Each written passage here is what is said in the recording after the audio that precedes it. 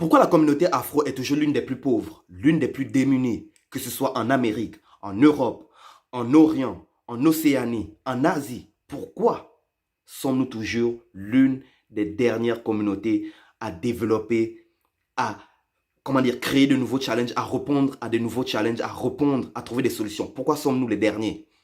Et plus important encore, pourquoi sur le plan financier, le plus important de toute nation, nous sommes les derniers?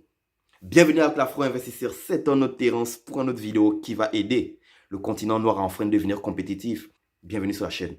Je ne vais pas tourner autour du vif du sujet parce que ça c'est un sujet qui me tient personnellement à cœur. La raison pourquoi nous sommes toujours pauvres sur le continent africain, pas juste sur le continent africain, mais peu importe où nous allons, où nous installons des communautés, nos communautés afro, la raison pour laquelle, c'est parce que nous n'avons pas le savoir financier qu'il faut. On ne nous éduque pas dès le bas âge aux vérités ou au fonctionnement de l'argent. Les autres communautés, ils en ont fait un devoir premier, avant toute autre chose. Eux, ils savent que la vraie richesse d'une nation réside dans l'éducation de sa nation. Mais regarde sur le continent africain, l'endroit où on est supposé former les dirigeants, les entrepreneurs, les innovateurs, les visionnaires de demain. Regarde où, dans l'environnement dans lequel on les forme. Regarde. Les écoles n'ont même pas de bibliothèque. Regarde. C'est l'une des raisons principales pourquoi la communauté afro est toujours la dernière. Aussi simple que ça. On va mettre le racisme, le favoritisme de côté. Parce que c'est le favoritisme, le racisme, la corruption, ça existe partout. Cite-moi un pays où ça n'existe pas. Même Singapour, qui est l'un des pays les moins corrompus au monde, il y a toujours de la corruption. Il y a du racisme là-bas, il y a du favoritisme. Mais Singapour est l'un des pays où le taux scolaire est le plus élevé. Regarde les pays asiatiques. Ils ont mis un point d'honneur à l'éducation de leurs jeunes parce qu'ils savent que c'est là que viennent les cerveaux de demain. Nous, sur le continent, que faisons-nous? Et c'est encore plus dangereux quand nous venons ici, en Amérique, en Europe, où on a des meilleures infrastructures et on ne profite même pas à bon escient de ces infrastructures-là. C'est très, très, très dangereux. On perd de vue le plus important. Nous sommes venus ici avec le but d'améliorer notre quotidien. On perd ce but-là. Mais c'est dû à quoi? C'est dû au fait qu'on n'a pas, dès le bas âge, le savoir intellectuel, financier qu'il nous faut. Voilà pourquoi aussitôt que, tu vois, la plupart des familles africaines viennent ici avec leurs enfants. Une fois qu'on commence à goûter à l'argent, une fois qu'on commence à travailler à l'argent, une fois que tu commences à être, autonome, à gagner ton propre argent, tout d'un coup, tu es zélé. Tu te crois arriver sur le dessus du monde. Mais laisse-moi te dire que si tu n'as pas les bonnes connaissances, comment gérer ton argent, de l'argent aussi vite gagné, tu vas aussi vite le perdre, aussi simple que ça. La preuve, regarde les gagnants du loto. Si tu ne sais pas comment travailler l'argent, tu le perdras. Aussi simple que ça. Aussi simple que ça. On voit des familles qui viennent ici s'installer. Ils quittent le continent en espérant trouver une meilleure vie. Mais ils tombent dans le piège de la vie d'ici. Tu penses vraiment que la vie est meilleure ici que sur le continent? Ça, c'est une discussion pour une autre vidéo. Mais les réalités qui sont ici sont bien meilleures, souvent, c'est vrai, que ceux qu'on a sur le continent. Mais comment ça se fait que nos communautés ne prennent pas avantage de ça? Tu ne peux pas l'acheter un livre à la librairie, il n'y a pas de problème. Vas-y à la bibliothèque, c'est gratuit. Tu ne peux pas aller à la bibliothèque, il n'y a pas de problème. Télécharge ça en ligne, c'est gratuit. Va sur YouTube, c'est gratuit. Spotify, Apple Music, il y a des podcasts. Il y a du monde qui en ont fait leur devoir, leur métier, de nous instruire. Mais nous n'en prenons pas avantage.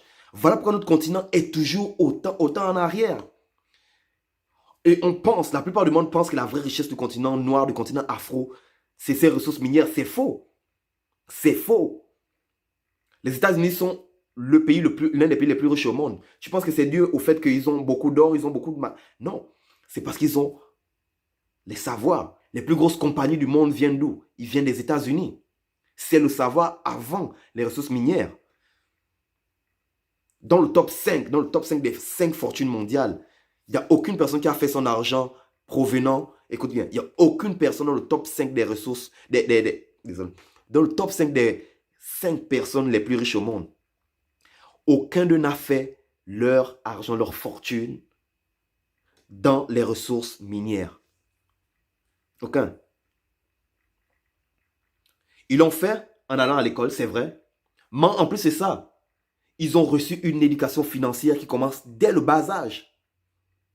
Dans les familles des riches, l'argent, ce n'est pas un sujet tabou. Mais chez les familles afro, c'est un sujet tabou. On parle de l'argent comme si c'était négatif. Quand tu grandis avec la notion, avec cette phrase, on dit les mots sont très puissants. On dit les mots sont très puissants. On dit que les mots sont même plus dangereux qu'une balle. Quand tu grandis avec la phrase, ça c'est une des phrases qui revient dans tous les ménages, dans toutes les familles africaines en tout cas. De mon expérience, basée sur mon expérience. Papa, maman, je veux acheter ça. Oh, j'ai pas d'argent. Oh, on n'a pas d'argent pour ça. On n'a pas d'argent. Ça, c'est le langage avec lequel on grandit. C'est qu'on a des jeunes hommes, des jeunes femmes qui grandissent avec la notion où leurs parents leur ont toujours dit la chanson première, on n'a pas d'argent, on n'a pas d'argent. Qu'est-ce que tu penses qu'ils vont utiliser comme langage une fois devenus matures, libres? On voit tout le temps nos parents chaque soir assis devant des piles de factures, essayer de comptabiliser pour essayer de rejoindre les deux bouts en espérant trouver peut-être un sursis ici, un sursis par là-bas. On ne sait pas comment travailler l'argent. On dirait que depuis qu'ils ont dit que si tu veux cacher quelque chose au noir, mets-le dans un livre. On dirait que depuis lors, la communauté afro a décidé que les livres et eux, non. Et je ne suis pas en train de dire ici que c'est toute la communauté afro qui ne s'éduque pas là. Non, non, non. Dieu merci, ça commence de plus en plus. Mais on a besoin de voir un plus gros mouvement. On a besoin de voir quelque chose de plus gigantesque se passer.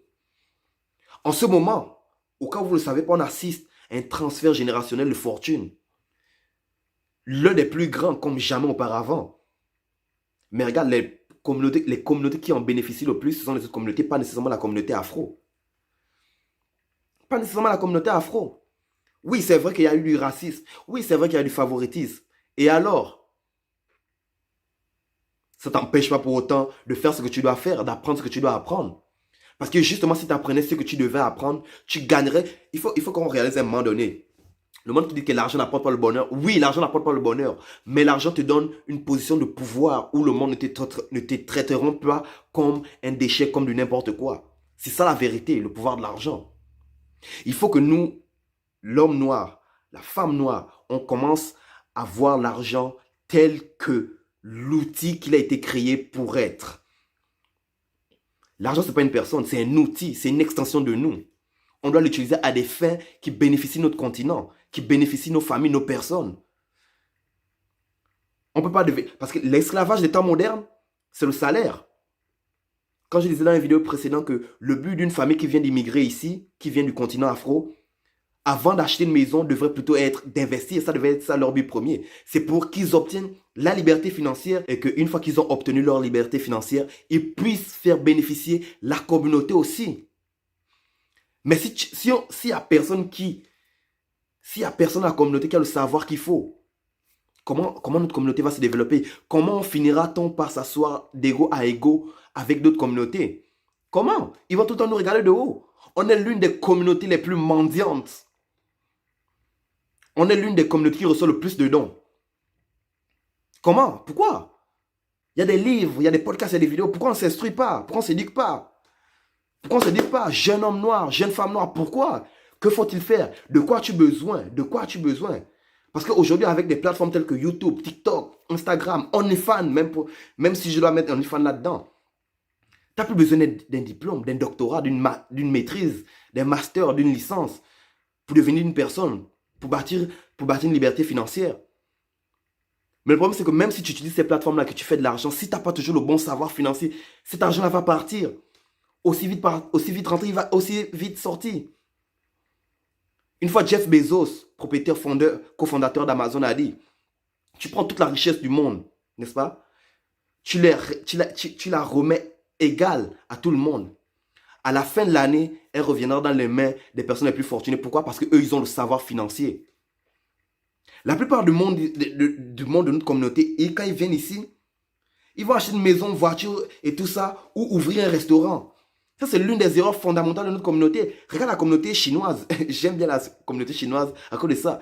Ils vont quelque part, ils s'installent, ils achètent un duplex, ils vivent d'un côté, ils louent l'autre, et après ça, ils vont acheter un dépanneur.